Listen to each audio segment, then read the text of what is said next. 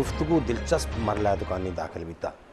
تو ناظرین بات یہ ہو رہی تھی کہ جب پیسہ آتا ہے، جب نام ملتا ہے، یا جب آپ کا ایک مقام بن جاتا ہے، سٹیٹس بنتا ہے، تب آپ کی اپنی جو زبان ہے اس سے جو ہے نا وہ غفلت شروع ہو جاتی ہے، یا کہیں نہ کہیں شاید کچھ لوگوں میں احساس کمتری ہوتا ہے، وہ جو ہے نا وہ امڑ آتا ہے. لیکن یہ جو فیملی ہے واجہ محمد اقبال بلوچ صاحب کی، چوں اللہ تعالیٰ نے ان کی شخصیت کو آگے بڑھاتے گئے، تو ان کی اپنی زبان سے محبت بھی بڑھتی چلی گئی، اور پھر وہ محبت جو ہے وہ انہوں نے بیٹوں کے اندر انڈیل دی، اور بیٹے اب اپنے بچوں کے اندر جو ہے نا اس محبت کو انڈیل رہے ہیں، اور نہ صرف اپنے بچوں کے اندر بلکہ پوری قوم کو جو ہے وہ ابھی بلوچی چینل کے ذریعے جو ہے وہ اپنی محبت کو دکھا رہے ہیں،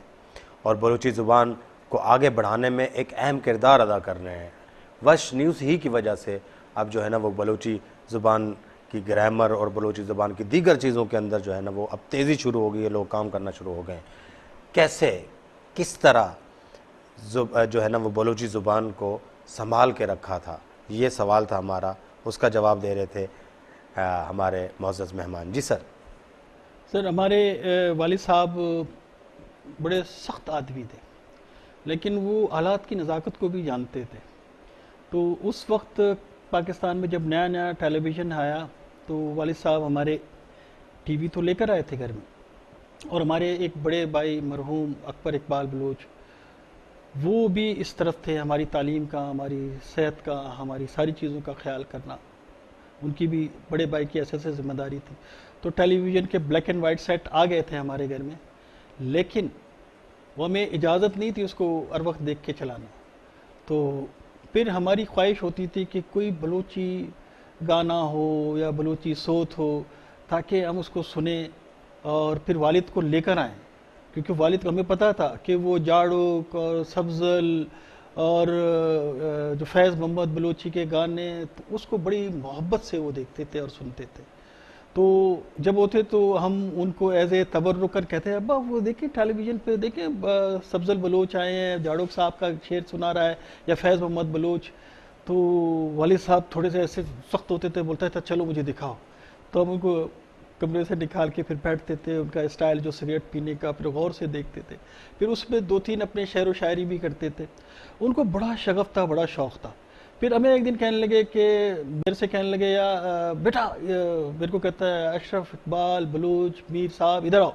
تو میں جب بولا جی ابا جی، کہتا ہے وہ مگراز لائے. میں نے کہا مگراز کیا ہوتا ہے؟ آپ کو بلوچی نہیں آتی؟ میں نے کہا ابا آتی تو ہے. مگراز اس کو بولتے ہیں، کینچی کو. میں نے کہا یہ کینچی ہے؟ کہتے ہیں اس کو مگراز کہتے ہیں. پھر ایک دفعہ وہ جرابیں ان کو چاہیے تھیں، اس نے کہا ابا نے کہ یہ شوزی رنگ جراب میرے کو دے، یہ شوز رنگ کا جراب مجھے دیں. میں نے کہا شوز کیا ہوتا ہے؟ تو کہنے لگا تمہیں بلوچی نہیں آتی؟ اس کو بولتے ہیں. میں نے کہا یہ تو سبز رنگ ہے، بلوش گرینش ہے. کہتا ہے اس کو شوز بولتے ہیں. تو یعنی وہ پھر میں نے دیکھا ان کو بڑا شوق تھا بلوچی زبان کا، جو وہ وہاں سے سیکھ کے آیا، کیونکہ ہم ایک کراچی کے ماحول میں تھے. ہمارے کراچی میں جو پڑھائی جاتی تھی انگریزی یا اردو پڑھائی جاتی تھی، ہم اردو کے شوقین ہو گئے تھے، لیکن انہوں نے نہیں چھوڑا. یہ خلش ہمارے دماغ میں تھی کہ ہم کیسے اس زبان کو اس کی پروان چڑھائیں. تو ہمارے جو بڑے بھائی تھے اکبر اقبال بلوچ، انہوں نے بلوچستان میں انٹرٹینمنٹ کے لیے، ہمارے تو بہت سارے کام ہیں، بہت سارے پہلے کام ہم نے بلوچستان میں اور اس کراچی میں کیے ہیں ہمارے والد صاحب نے، ہمارے خاندان نے. وہ میں آپ کو تھوڑی اس کی تفصیل بعد بھی دوں گا. تو انہوں نے ایک فلم کی اس کی سنیما کی بنیاد ڈالی. پھر ایک بلوچی فلم کی جو انور اقبال صاحب نے، میرے بڑے بھائی نے وہ بنائی، امل و ماگنج. تو لیکن بلوچوں کی ناقبت اندیشی اور بغض اور کینہ اور دوسری چیزیں تھیں جو انہوں اس چیز کو وہ پیچھے رہ گئی. تو والد صاحب اس پہ اچھا خاصا پیسہ بھی خرچ کر چکے تھے کہ یہ فلم بنے گی، فلم کا ایک ریکارڈ ہوگا، پھر اس میں ساری ہماری سوشل کلچرل اور ایتھنک مسئلے جو ہوں گے اس پہ ڈسکس کریں گے. اس وقت ٹیلی ویژن کا اتنا سما نہیں تھا، ٹیلی ویژن کے فلم کے ذریعے ساری چیزوں کو اجاگر کی جاتی تھیں، لیکن وہ انفارچونیٹلی بدقسمتی سے وہ نہیں ہو سکا، پردہ سیمی پہ نہیں آ سکا. یہ پولیٹیکل مسئلہ تھا سر، یہ جو فلم کا روکنا تھا؟ 100% پولیٹیکل مسئلہ تھا کہ ہمارے والد صاحب ایک سیاسی شخصیت بھی تھے، تو اس کو دوسری طرح سے پروپاگیٹ کرنا چاہتے تھے. ہمیں دنیا کے ساتھ چلنا ہے، اور ہمیں اگر تلوار کا وقت تھا تو تلوار اٹھانے کی تھی، جب گولہ بارود کا وقت ہے، جب بندوق چلانے کا تھا تو بندوق چلانی تھی. آج کمپیوٹر کا زمانہ ہے تو کمپیوٹر میں جانا ہے. اب پھر اس کی زبان کی طرف جاتے ہیں. تو ایک یہ خلش ہمارے دماغ میں تھی. آج میں آفرین دیتا ہوں اپنے چھوٹے بھائیوں کو، مجھے بہت فخر ہے اپنے چھوٹے بھائیوں پہ.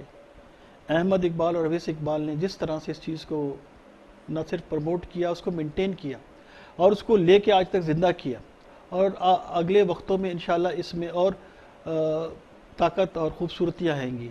تو یہ ایک ہمارا ایک قومی فریضہ بھی ہے، ہم سمجھتے ہیں، اور اس پہ خدمت بھی ہے، اور اس کے ذریعے ہم لوگوں کو وہ خبریں پہنچا سکتے ہیں جو ان کو شاید ان کی زندگی میں نہ ملیں اور شاید کبھی بھی نہ ملے. ناظرین، جب زبان جو ہے اس کو پس پشت ڈال دیا جاتا ہے، جب اس سے غفلت برتی جاتی ہے، جب زبان گم ہو جاتی ہے تو پھر ثقافت گم ہو جاتی ہے. زبان کو اگر آپ نے سینے سے لگا کے رکھا ہے تو ثقافت کو آپ سے، آپ کی ثقافت کو کوئی نہیں چھین سکتا.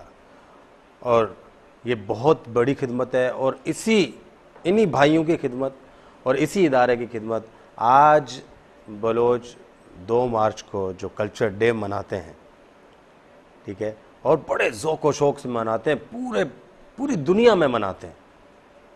آج کل تو پنجاب میں بھی شروع ہو گیا، میں اس کا ایک وٹنس ہوں، ٹھیک ہے. تو یہ بھی جو ہے نا وہ صحرا انہی کے ساتھ جاتا ہے.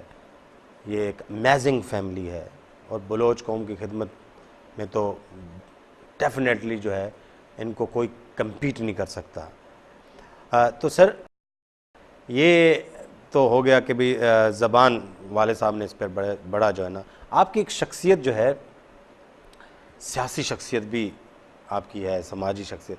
ذرا اپنے سیاسی اور سماجی حوالے سے بھی ذرا تھوڑا سا کچھ تعارف ہو جائے ہمارے ناظرین کو. دیکھیں، ہمارے والد صاحب کا جتنے رنگ تھے، ہم اس کو رنگ کو میں بس جانا چاہتے ہیں، اس میں ضم ہونا چاہتے ہیں. تو والد صاحب میں یہ خصوصیات تو تھی، وہ میں جیسے آپ بھی کہنے ہیں اور ہمیں بھی اس کا پتہ ہے کہ وہ ملٹی ڈائمینشنل قسم کے تھے.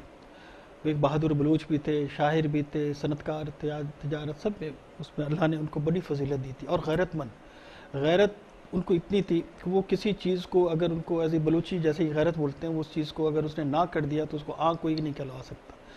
آپ یقین کریں کہ ہمارے گھر میں جب جیسے والد کی آمد ہوتی تھی، گاڑی کا جب ہارن بجتا تھا گیٹ پہ، تو ہم سب جا کے چھپ جاتے تھے، اور والد کی یہاں موجودگی میں ہم اس کے پیچھے سے بھی گزر کے نہیں جا سکتے تھے، اتنا اس کا روپ تھا.